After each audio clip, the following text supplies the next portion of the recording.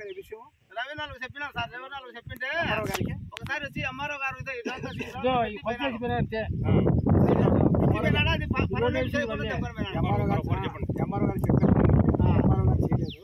తర్వాత ఆర్టీఓ కనిపించారా? ఆయన చెప్పారు ఎంఆర్ఓ గారికి ఫోన్ చేసి ఎంఆర్ఓ ఫిల్ అయిపోయి చూస్తామని చెప్పారు. కాకపోతే ఎంఆర్ఓ అయితే రాలే. ఒక విఆర్ఓ ఒక సర్వేర్ తప్ప ఎంఆర్ఓ అయితే ఏం రాలే. ఫిల్లేకే రాలేదు అనమాట. మీకు ఇంత దారుణం ఇబ్బంది జరుగుతుంది, మీరు తగిన అధికారులకు తెలియజేశారు, వాళ్ళు పట్టించుకోవాలి.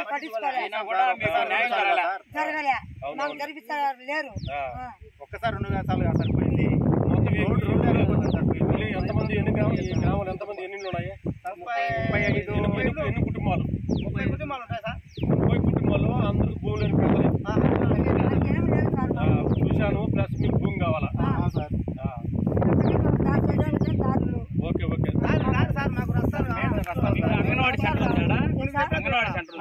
దిగుతానే మా పట్ల అన్నారు సార్. ఆ రోడ్డు వెళ్ళి చూడు చూశాను మా పట్ల అంటున్నారు. అవునవును మాకు రస్తాలు లేవు, ఇబ్బంది పడుతున్నాం.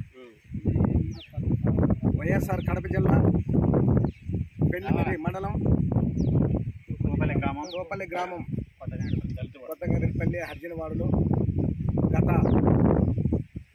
పురాతనం నుండి తాత ముత్తాత నుండి తెలిసినటువంటి ఈ గ్రామంలో ఇలాంటి శ్మశానం ఏర్పాటు చేసుకొని గత కొన్నేళ్ళ నుంచి ఈ స్థలాన్ని శ్మశానంగా ఉపయోగించుకుంటూ, ఇది కేవలం ప్రభుత్వ భూమి, ఇన్నేళ్ళ నుంచి శ్మశానంగా ఉపయోగించుకుంటున్నటువంటి వీళ్ళ అనుభవం ఉన్నటువంటి ఈ శ్మశానాన్ని వీళ్ళకి కేటాయించిన బాధ్యత ప్రభుత్వం మీద ఉంది.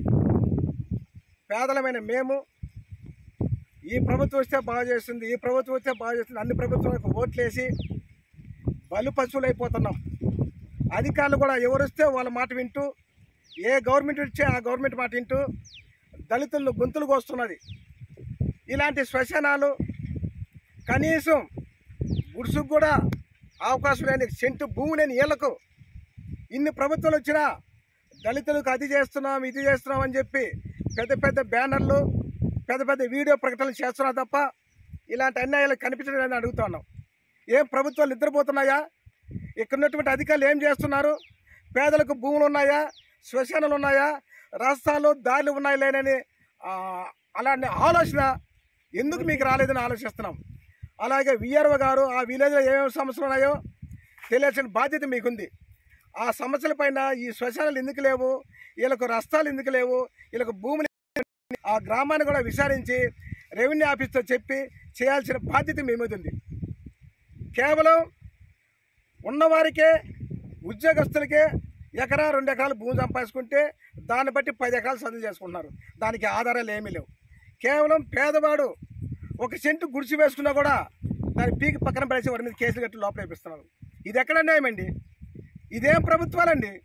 మేము ఏ ప్రభుత్వాలకు ఓటేసి న్యాయం చేస్తారనుకుంటే ప్రతి ప్రభుత్వం కూడా మా పైన మన ఎత్తిని దుమ్మేస్తుంది. ఈ విషయం కూడా ఇంతటితో వదలము, ఇది ఇంతటితో ఆగదు.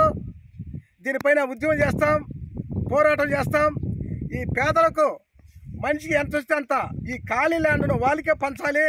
ఈ శ్మశానం కూడా ఇక్కడ ఎవరు కూడా రానియకుండా వాళ్ళకే కేటాయించి రికార్డులో కూడా వాళ్ళ పేరుతో ఇంక్లూడ్ చేసి ఆ గ్రామ పేరుతో ఇంక్లూడ్ చేసి పూర్తిగా బాధితులకు హక్కులు కల్పించేటట్టుగా మరి కలెక్టర్ గారు కావచ్చు, అలాగే ఆర్డీ గారు కావచ్చు, అలాగే ఎంఆర్ గారు కావచ్చు బాధ్యత తీసుకోవాలని మేము దళిత సంఘం తరఫున డిమాండ్ చేస్తున్నాం, మీకు విన్నవించుకుంటున్నాం.